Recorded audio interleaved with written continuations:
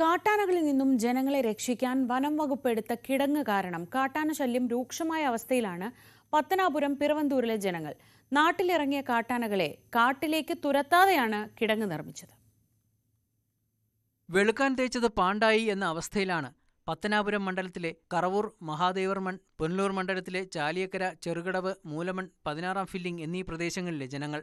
കാട്ടാനകൾ നാട്ടിലേക്കിറങ്ങുന്നത് തടയാനാണ് വനംവകുപ്പ് കഴിഞ്ഞ മാസം കാടിന്റെ അതിർത്തിയിൽ കിടങ്ങ് നിർമ്മിച്ചത്. കിടങ്ങ് വന്നതോടെ ഇനി കാട്ടാന വരില്ല എന്ന ആശ്വാസത്തിലായിരുന്നു ജനങ്ങൾ. എന്നാൽ ആശ്വാസം അധികം നീണ്ടില്ല. കാട്ടാനകൾ കൂട്ടത്തോടെ എത്തി കൃഷി നശിപ്പിച്ചു.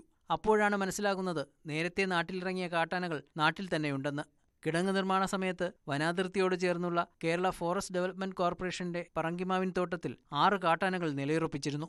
വനസമാനമായ അതിവിശാലമായ സ്ഥലത്ത് ആനകളുണ്ടെന്ന വിവരം അന്നറിഞ്ഞിരുന്നില്ല. കിടങ്ങ് കാരണം ഈ ആനകൾക്ക് കാട്ടിലേക്ക് മടങ്ങാനാകുന്നില്ല.